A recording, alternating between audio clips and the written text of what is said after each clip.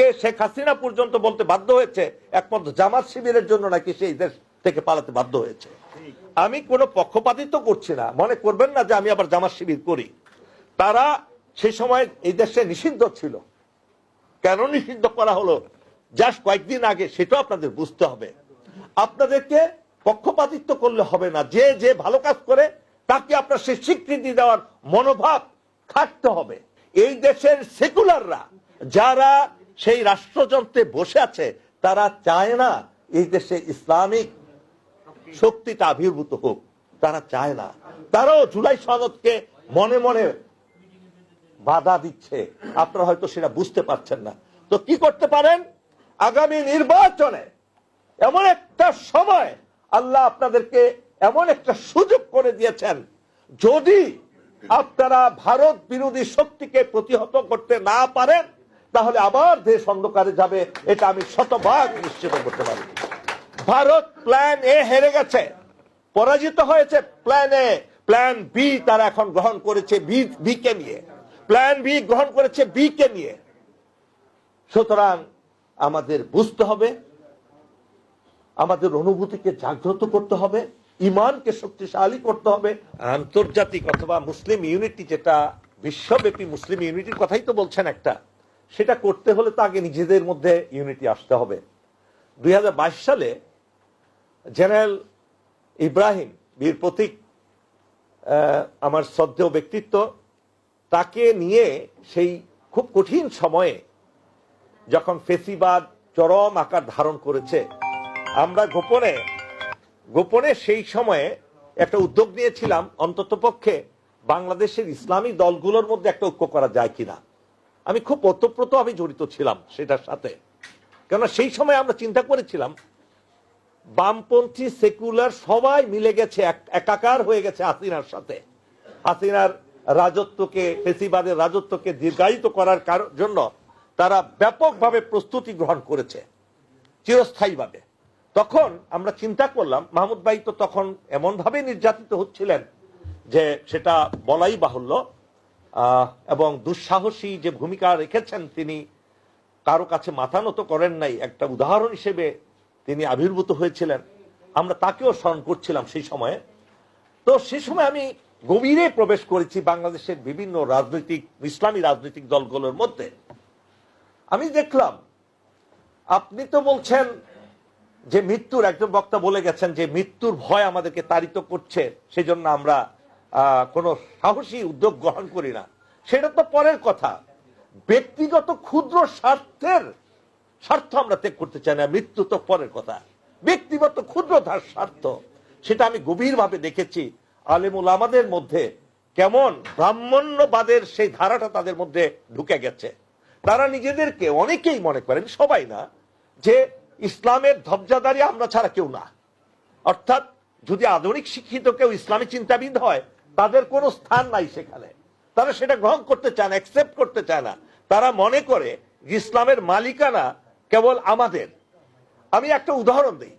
এই যে কিছুদিন আগে সোহরাওয়ার্দী উদ্যানে একটা কাদিয়ানি বিরোধী একটা সম্মেলন হলো, মনে আছে আপনাদের? পুরো একাকার হয়ে গেছে, পুরা একাকার হয়ে গেছে, পুরো বাংলাদেশের আলেম সমাজ সেখানে একাকার হয়ে গেছে। আপনার মনে আছে? সেখানে আমাকে ইনভাইট করেছিলেন ওই আন্দোলনেরই সভাপতি। তিনি সেখানে এমন অসহায় হয়ে গেছেন সবার আবির্ভাবের কারণে, যে কোনো মাওলানা ছাড়া কাউকে কোনো বক্তব্য রাখতে দেওয়া হয়নি। আপনারা লক্ষ্য করেন জিনিসটা, হয়তো কেউ মার্ক করেন নাই। আমার নাম অনেকবার দেওয়া হয়েছে, কিন্তু আমার শার্ট প্যান্ট পরা ছিল বলে আমাকে তারা বক্তব্য রাখতে দেননি। এককভাবে মাওলানারা ছাড়া একজনও বাইরের লোককে বক্তব্য রাখতে দেওয়া হয়নি। হ্যাঁ, দেওয়া হয়েছে শুধু বিএনপির একজনকে, সালাউদ্দিন সাহেবকে। সেটাও পারপাস আছে, সেটারও পারপাসফুলি করা হয়েছে।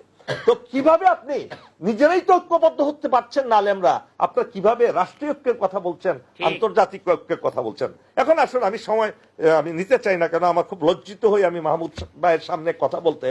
দেখুন, আজকে আপনাদের ঐতিহাসিকভাবে চিন্তা করতে হবে। কোরআনের, আজকে আমি গত রাতে 12টা পর্যন্ত আমি কোরআনের কমপক্ষে হলেও আপনার 100টার উপরে আয়াত আমি বের করেছি এই শুধু ঐক্যের বিষয়ে। আমি দেখলাম যে আসলে আমরা মুসলমানই না। যদি ওই ওই কোরআনের আয়াতগুলো আমরা দেখি তাহলে আমরা মুসলমানিত্বের মধ্যে নাই। সাপোজ মাহমুদ ভাই আমার দেশের সম্পাদক, মাহমুদ ভাইয়ের চিন্তাধারা, উনি যে পলিসিগুলো তৈরি করেছেন ওই পলিসির বাইরে সেখানে কেউ কাজ করে কি আমার দেশে থাকতে পারবে? সহজ হিসাব। তো আমরা মুসলমান হওয়ার জন্য কোরআন অনুসরণ করতে হবে, সেই কোরআনের ধারে কাছে আমরা নাই, জ্ঞানও নাই আমাদের। বাংলাদেশের এখন একটা ঐতিহাসিক প্রেক্ষাপটে সংক্ষিপ্তভাবে বলছি, বিশ্ব মুসলিমের ঐক্য করার জন্য সর্বপ্রথম উদ্যোগ নিয়েছিলেন কিং ফয়সাল। আপনাদের মনে আছে কিনা জানি না, আমি পরে দেখেন কিং ফয়সাল এবং এই সাথে মাওলানা মওদুদী সাহেবের খুব ভালো সম্পর্ক ছিলেন।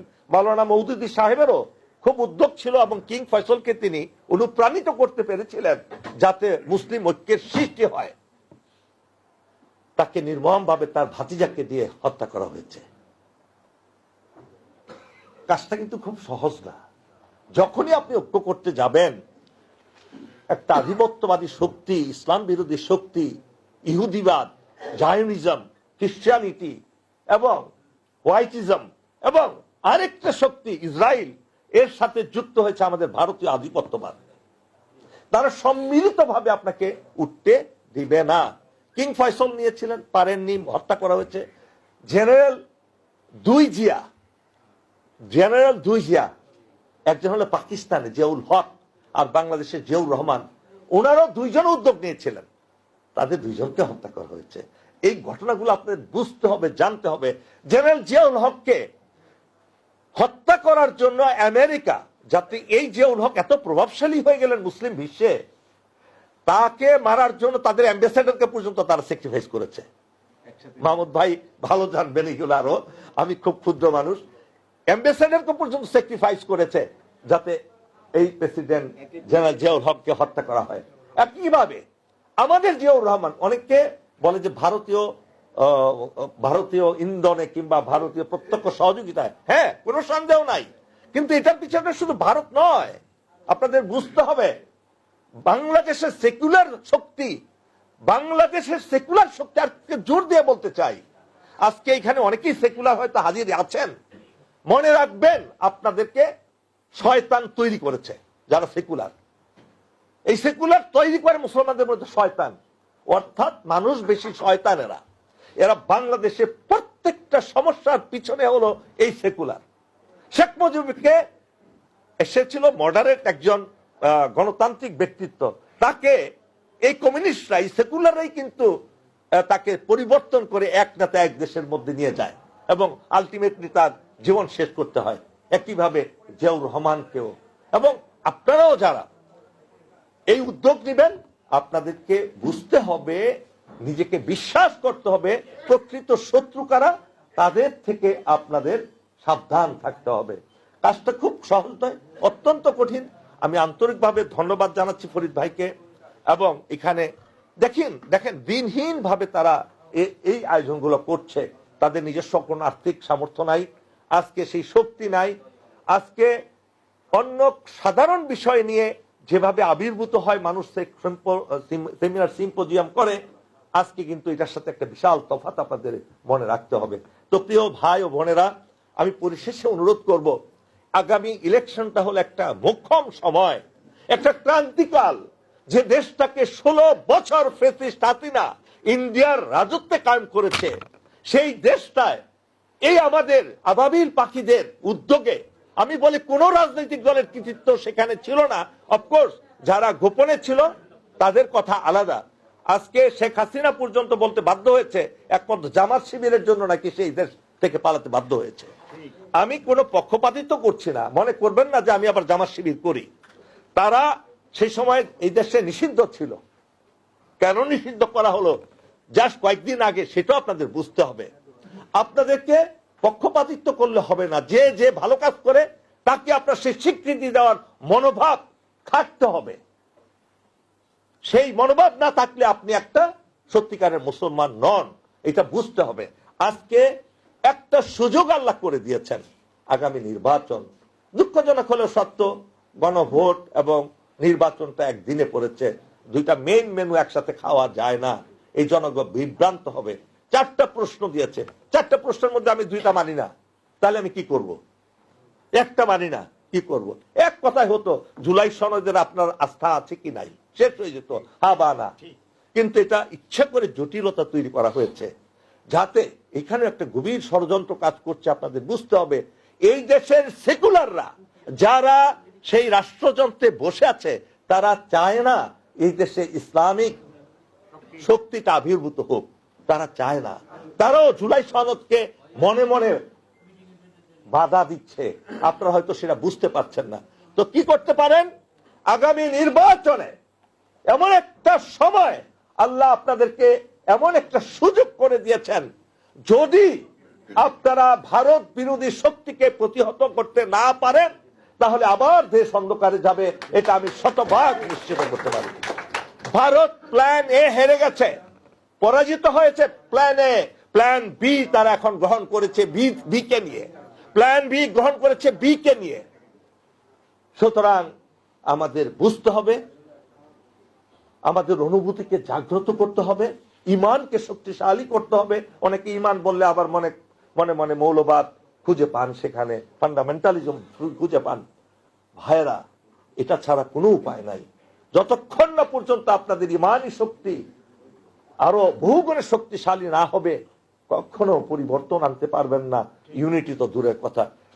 অতএব সর্বশেষ আমি আপনাদেরকে, নিশ্চয়ই এই অনুষ্ঠান অনেকেই লক্ষ লক্ষ লোক দেখবেন মিডিয়ার মাধ্যমে, সবাইকে অনুরোধ করব, আগামী ইলেকশনে 300 আসনে কোন দলকে কিংবা কোন মার্কাকে ফলো করে আপনারা যদি ভোট দেন, ভুল করবেন।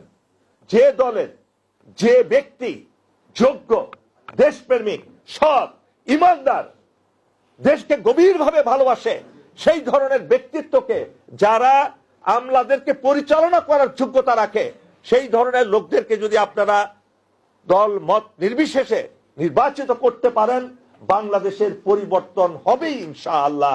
আমি সে আশাবাদ ব্যক্ত করে আজকে আমার বক্তব্য শেষ করে আমার শ্রদ্ধা মাহমুদ ভাইয়ের কাছে মাইক হস্তান্তর করছি। আল্লাহ হাফেজ।